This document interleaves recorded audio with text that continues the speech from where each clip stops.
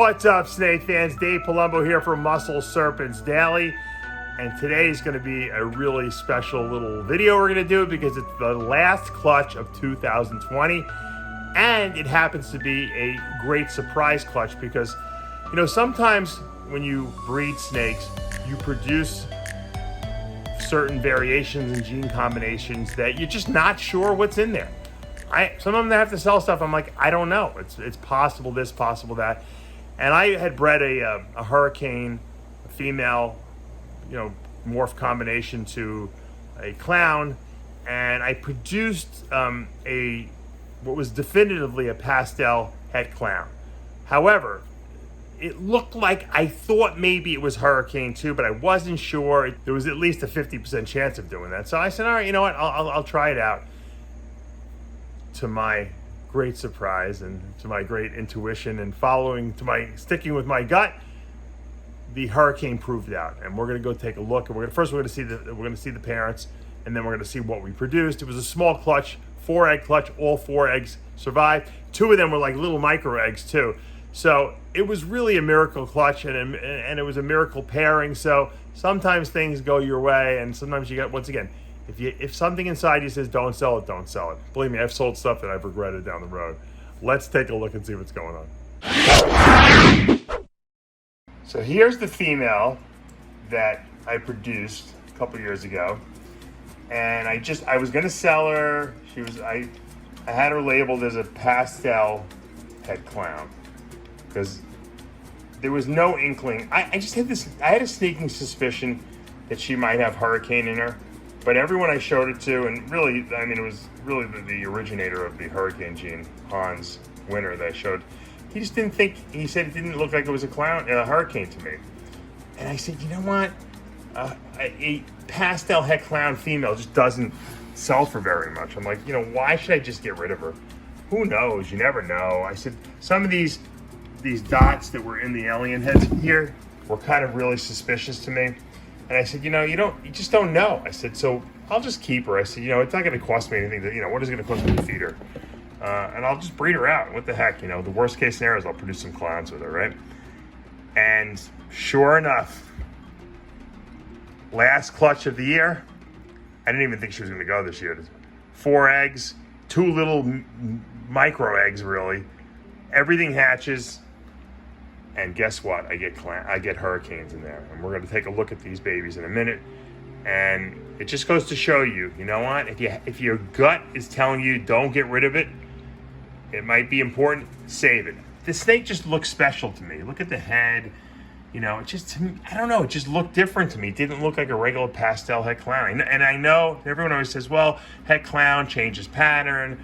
But it was those little dots, those couple little dots, and usually you have more of those, but I know pastel erases a lot of that stuff and undoes a lot of pattern mutation. So I said, you know, I'm gonna hold it back. And it was a very good decision. So here's one of my favorites in my entire collection, my GHI MOJAVE pastel clown male. I've shown them to you before. This guy did some great work this past year, produced some nice clutches of babies and passed his genes on. It's funny because he fathered the first clutch I produced this year, and he sired the last clutch, ironically enough. So he did good. He spaced himself out. He spread himself out the whole year. He paced himself well. He looks good. He's ready for the upcoming season.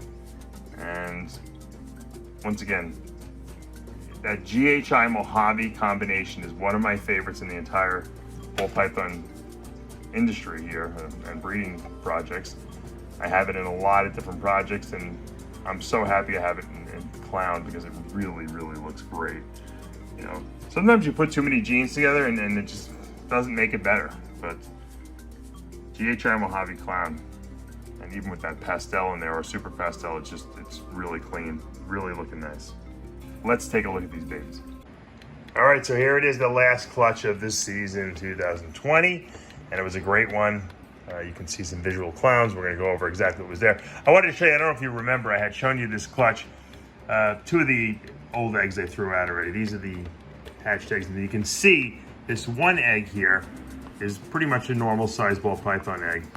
This one was like a little mini egg. I had 2 of those. They were teeny tiny eggs. I said, you know what? I didn't think they would hatch, but I said I saw veins in them. So obviously I kept them, which I would have kept anyway, and they went to full term, and we got, you know, slightly smaller babies out of those 2 little eggs. But it just goes to show you can never tell. So I had 4 eggs, all 4 hatched. It was a small clutch, but it was a good one, and we're gonna go over it right now and take a look and see what we got. Here is the first mini baby, as I call him. This is one of the babies that came out of that little mini egg I showed you. And this is a gorgeous GHI. And once again, the parents were a GHI Mojave pastel clown, male bred to a, what I had mentioned before, was told to me that it was not a hurricane, but it turns out, we're gonna find out that it was a hurricane pastel het clown. Female, I'm glad I held her back. If I would have gotten rid of her, I would have been very upset. And this is what I believe to be a GHI 100% het clown. Once again, I love GHI. You know what? This actually looks to me, with the swirls, this looks to be a hurricane GHI clown. See those swirls right there? Those little, as I call them, the double bicep poses of the bodybuilder double bicep poses. That's, this I believe is a GHI Mojave, excuse me, a GHI hurricane clown. So once again, so happy I kept this female back. Sometimes you just, you know what, it's not worth getting rid of something too cheap if you're not really sure. Now here's the other little runty egg that was also in the clutch. And this one, it looks to be GHI as well, and it looks like, I don't know, it's a possible hurricane. This is definitively hurricane. This probably is just GHI. But it's really nice GHI. I don't know, it doesn't look like a normal GHI to me. I'm wondering if something else is going on here. Obviously, you know what, everything's het clown, so, see, but look at this little, it's not really a hurricane swirl, but it's definitely some weird stuff going on pattern-wise here. See, right here even, I don't know. It's not conventionally hurricane. This is another one I would probably hold back because I'm not really sure. I'll tell you the truth, I've been holding back so much GHI stuff, I really love it. But you can see the difference between these guys. Look how much darker this one is. So this is GHI, probably hurricane. This is probably just GHI. Maybe it's GHI pastel, because look at the head. Yeah, I think this is GHI pastel. I don't think it's it could be GHI pastel hurricane, because look at this, I really see the little hurricanes here. That's what I think the difference is. I think they're exactly the same, except this has pastel and this doesn't. Once again, both 100% het clowns. So these guys that came out of those little runty eggs, really beautiful looking snakes. This one's really got some nice coloration. It doesn't conventionally look like a pastel, but you know what? It's gotta be. Look at that head. The head stamp is really diffused and erased. I think the hurricane GHI makes it so dark and puts pattern back in so much with the swirls and lining everything up that when you add pastel, it doesn't quite, you know, make things as kooky as it normally would, like the mother looked. The mother was, you know, was a pastel hurricane het clown, and you can see I showed you earlier, her pattern was just, she couldn't even tell she was hurricane. So these two really came out really nice. I like them a lot. I'm gonna have trouble letting go of any of these. Which takes us now to the 2 visual clowns that we produced in this clutch. And this is pastel, it looks like pastel GHI clown to me, but not really. Nah, you know, I don't know. I really don't know. The father was a GHI Mojave pastel clown.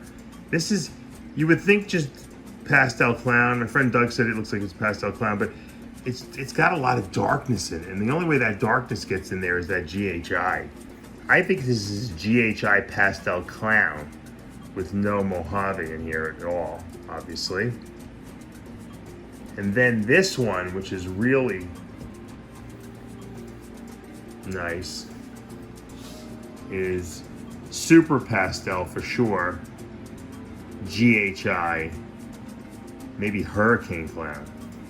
These guys look very similar, except this one I think has 2 copies of Pastel and that one has 1. Look at that, head's really erased, yeah, so that's definitely Super Pastel Clown. This is definitely GHI. You can see the darkness that would normally be there if it wasn't so diffused down with the pastel gene. And they both could be possible Hurricane. You know, it's really hard to tell. I've yet to produce a visual Hurricane Clown, but just the way these dots are lined up here seems to tell me that this one's probably a Hurricane. This one might be too. It's just because it's got Super Pastel in it. It might be hiding it a little bit. So I'm gonna have to see how these guys shed and how they look after a couple of their sheds and as they grow a little bit. And I'm gonna have to start being like a Sherlock Holmes. Once again, Hurricane will definitely line up these alien heads and give them like at least something going on in here. And these do have some kind of weirdness going on here. So it would be a miracle if I hit Hurricane on everything, on all 4. I mean, it's a 50-50 chance, obviously, if the mother's Hurricane, but it just seems like it's almost too much. This looks to me like maybe this is not even maybe this is Hurricane Pastel Clown, but it doesn't look like a conventional Hurricane Clown. But the pastel really changes up pattern. So if you guys have any input, I'm always open to it. Usually you guys figure it out better than I do because you guys have more time to really analyze these things. But this one's awesome. This one looks so cool. I really like this one a lot. Anyway, so it was a nice end of the year, or a nice way to end the year. It's probably my latest season yet. And we're at the end of October here, and I'm just hatching my last clutch. It was a great one. I didn't really have any clown stuff early in the year. I really had nothing. And then the last couple weeks, I got all my clown stuff. So I'm glad that I at least ended the season with some cool stuff. As you can see, this is A+ quality when you're looking for clown stuff and you want to try to do stuff that's a little different. I love what GHI Mojave does to clown. I don't think I've seen a single offspring from that my GHI Mojave Pastel Clown that I have not loved. So even the non-clown stuff we showed you, because of the Hurricane in there, it made it look crazy. I mean, this is a 4-egg clutch that really turned out well. All right, guys, that's going to be it for today. A nice little clutch, last one of the season. I got 2 visual clowns. I got 2 non-visuals that are head clowns, but they're also awesome. It seems like there's a possibility everything might have been Hurricane. So think about that. Here I thought I had a female that wasn't Hurricane, and then it turns out that she throws all Hurricane babies. I'm not positive of that because the visual clowns are a little harder to tell, but certainly the 2 non-visuals, the head clowns, are definitely look like they're going to be Hurricanes and prove out. So it worked out for the best, and thank God I didn't get rid of that female because I would have really regretted. Well, I wouldn't have even known that I would have regretted it. But looking back in hindsight, I see now that I'm going to hold back more stuff that I believe in my gut is stuff that could produce really nice stuff in the future, because there's no sense in giving away stuff, especially if you're not going to even make any money. It's one thing if someone would have offered me a ton of money for it, and then I could at least justify it. But I would have had to sell it as a regular, possible Hurricane, and that wouldn't have, got me a lot of money. So at that point, it's worth keeping it because you never know. And once again, you never know proved out this time around. Sometimes you never know doesn't prove out, but it happens every once in a while. So I hope you guys are having a great time. I know the breeding season's starting. Some people have already done pairs. I haven't really started yet. I'm going to wait till the end of the month. Halloween is my day, but I'm starting to at least lower some temperatures now and cool things down. Here in Florida, it actually cooled down a little bit. It has, instead of being 95 degrees, it's like 80 degrees, but yeah, you know how that goes. I know up north you guys are getting a little bit of cooler weather as well. I think by the end of the month it'll start cooling down a little bit, but I control everything in Florida here with my air conditioning, so I just open up my doors a little bit more, let some more of the air conditioning go into the room, and cools down 3-4 degrees. And then, you know, as the season progresses, I'll lower it a little bit more. I don't really cool my ball pythons that much. Maybe a 5-degree difference from, you know, from the off season to the, you know, the breeding season. And guess what? I never ever take away the hot spot. I don't lower it. I know some people do night drops. I don't do night drops. I don't think ball pythons need it. I think the ambient temperature difference is the most important thing. I think if they need to thermoregulate and heat themselves up a little bit, I think it's good to have a hot spot. And what I found was I was getting respiratory tract infections. But when I don't take away the hot spot, they don't get respiratories, and they still breed fine because they got that ambient drop. So if they want to go on the cool side to cool themselves down because they know the season is coming, because I cycle mine. I don't breed mine all year around like most people do. Now, granted, you're going to have some that are going to, you know, get, you know, pregnant early in the year, and some people that get pregnant later in the year. Can't control that, but I try to cycle everything seasonally just so that I don't go out of my mind with constantly having babies, you know, hatching and then you don't even know what pairs you're doing. And so I try to do it in groups. I think it works better. Not everyone does that, but you know what? You got to do what works for you and what your schedule is and what makes you, you know, not go crazy sometimes. If I did this full time, maybe I would try to do it year round. I don't know. All right, I've talked enough. Guys, hopefully you're having a great day. You know what to do. Hit that subscribe button. Turn on your notifications. Hit the like button. I'll see you back